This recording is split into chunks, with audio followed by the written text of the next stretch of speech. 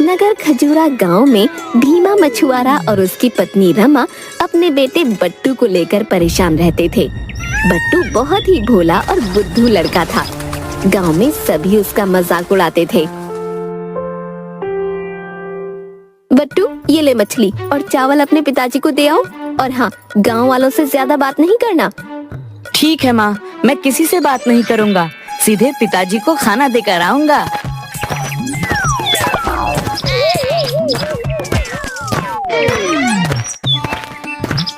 क्यों बट्टू, कहाँ जा रहे हो? पिताजी को खाना देने जा रहा हूँ। माँ ने मछली और चावल दिए हैं। भाई देखो, तुम मेरे पड़ोसी हो, तुमसे क्या छुपाना। कल रात मेरे सपने में एक जलपरी आई थी। वह बोली कि जो कोई भी कल मछली खाएगा वह 1 मिनट के अंदर मर जाएगा। हे भगवान, माँ को आज ही मछली बनानी थी क्या? अब क्या होगा?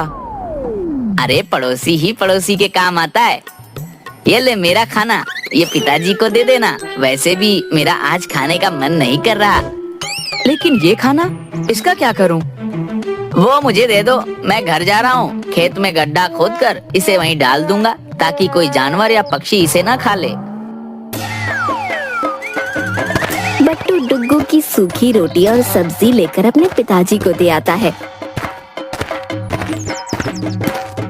घर आने पर माँ को खाना खाते देख जोर से चिल्लाता है। माँ, मछली नहीं खाओ, मर जाओगी। ये किसने कह दिया कि मछली खाने से मैं मर जाऊंगी? डुग्गू बता रहा था कि एक जलपरी उसके सपने में आई थी और बोली थी कि कल जो मछली खाएगा वह 1 मिनट में मर जाएगा। हे भगवान, न जाने कब अकल आएगी इसे। मैं तो पिछले आधे घंटे से खाना खा रही हूँ, मुझे तो कुछ नहीं हुआ। दूसरे दिन बट्टू अपने पिताजी भीमा के साथ मछली पकड़ने नदी पर गया हुआ था। बट्टू, मैंने जाल फेंक दी है, तुम इसे अच्छे से पकड़े रहना। मैं थोड़ा हल्का होकर आता हूँ। अगर मछली फंसे तो उसे निकाल कर बर्तन में ढक कर रखना। ठीक है पिताजी, आप निश्चिंत होकर जाइए। उधर डुग्गू भी दूसरी नाव पर मछली मार रहा था। बट्टू को अकेला देख बोलता है। अरे बट्टू, आज अकेले मछली मार रहे हो, क्या बात है? वो पिताजी थोड़ा खेत में गए हैं, बोल कर गए हैं कि जाल को अच्छे से पकड़ कर रखना। सही बोल कर गए हैं, लेकिन उन्होंने पकड़ रखने को बोला था ना, फिर जाल को नाव में क्यों बांध रखी है? वह तो पहले से बंधा हुआ है। कोई बात नहीं, लगता है भूल गए होंगे। बट्टू जाल को नाव से खोलकर उसको जोर से पकड़े रहता है। तभी एक बड़ी मछली जाल में फंस जाती है। बट्टू, लगता है तुम्हारा जाल में बड़ी मछली फंसी है। हाँ, पिताजी बहुत खुश होंगे। हाँ, खुशी की बात है, तभी तो मैंने ताली बजाई तुम्हारे लिए। अरे, लगता है मेरी जाल में भी बड़ी मछली फंसी है। अरे वाह, आज तो बड़े अच्छे दिन है। लेकिन मुझे मछली मिलने पर तुम्हें खुशी नहीं हुई लगता है। तुमने ताली नहीं बजाई, जबकि तुम्हें मछली मिलने पर मैंने ताली बजाई थी। अरे ऐसी बात नहीं है, ये लो, मैंने भी ताली बजा दी। बट्टू जैसे ही ताली बजाता है, जाल उसके हाथों से छूटकर मछली के साथ नदी में बह जाता है। डुग्गू हंसने लगता है। उधर बट्टू के पिताजी भीमा वहां पहुंचकर देखते हैं कि जाल नदी में मछली सहित बहा जा रहा है और बट्टू ताली बजा रहा है।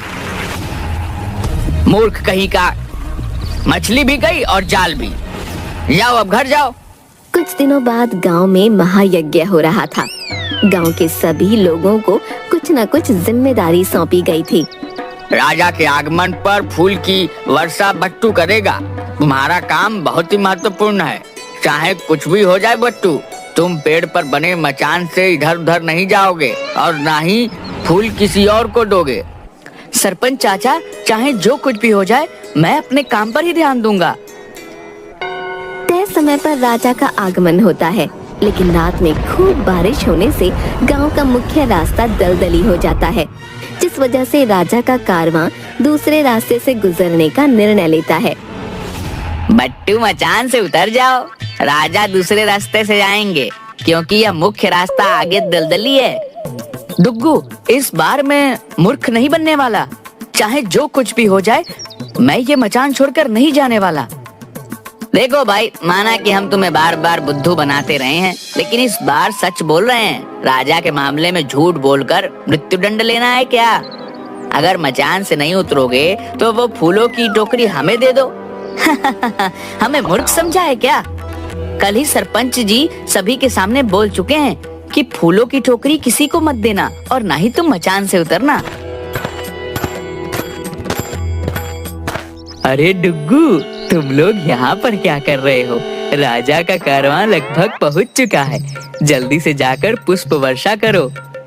पिताजी, ये बट्टू ना ही मचान से उतर रहा है और ना ही हमें फूलों की टोकरी दे रहा है ताकि राजा पर पुष्प वर्षा किया जाए।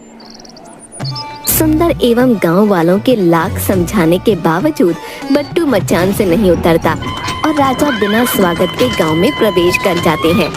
दूसरे दिन पंचायत में कल जो हुआ वह नहीं होना चाहिए था। एक लड़के के कारण गांव की सारी इज्जत मिट्टी में मिल गई।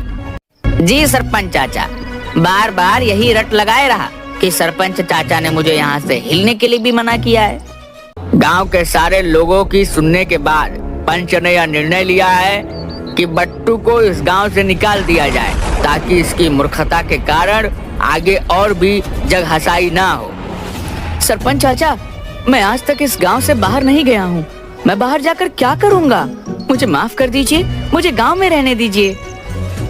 बट्टू, उसके पिताजी भीमा और माँ रमा तीनों बहुत गुहार लगाते हैं, लेकिन सरपंच अपना फैसला नहीं बदलता। बट्टू को गांव से बाहर निकाल दिया जाता है। बट्टू रोते रोते कई गांव पार करके चलते हुए शाम में एक नदी किनारे पहुंचता है। पेड़ की छाया में सो जाता है। जब उसकी नींद टूटती है तो देखता है एक बड़ी सी मछली नदी के तट के किनारे आई हुई है और बट्टू बट्टू कहकर उसे पुकार रही है। अरे मछली, तुम बोल सकती हो? आश्चर्य किंतु सत्य। लेकिन तुम्हें मेरा नाम कैसे मालूम हुआ? तुम्हें याद है एक दिन तुमने जाल में मुझे पकड़ लिया था, लेकिन फिर तुमने जाल सहित मुझे नदी में छोड़ दिया। मैं वही मछली हूँ। मेरी माँ एक जल परी है और वो मछलियों की रानी है। लेकिन तुम यहाँ कैसे आए? यह एक लंबी कहानी है। मुझे सरपंच ने गांव से निकाल दिया क्योंकि मैं बुद्धू हूँ और मेरी मूर्खता के कारण गांव की जग हंसाई होती है। कोई बात नहीं, चलो तुम्हें मैं अपनी माँ से मिलवाती हूँ, शायद उनसे कोई मदद मिल जाए। मछली बट्टू को लेकर नदी के अंदर जल महल में जाती है, जहाँ पर उसकी माँ जलपरियों की रानी उसे वर मांगने को कहती है। जलपरी रानी, अगर आप मुझे सचमुच वर देना चाहती हैं तो मुझे बुद्धिमान बना दीजिए ताकि मैं अपनी बुद्धि से अपना परिवार और गांव का नाम रोशन कर सकूं।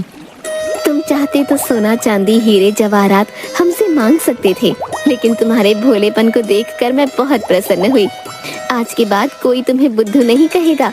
तुम एक ज्ञानी लड़के के रूप में जाने जाओगे और ये कुछ स्वर्ण आभूषण मेरी तरफ से तुम्हें भेंट दिया जाता है। इधर गांव में राजा खड़क सिंह का स्वागत ठीक से नहीं कर पाने के लिए गांव के सरपंच और पुष्प वर्षा के लिए जिम्मेदार व्यक्ति को राज दरबार में बुलाया जाता है।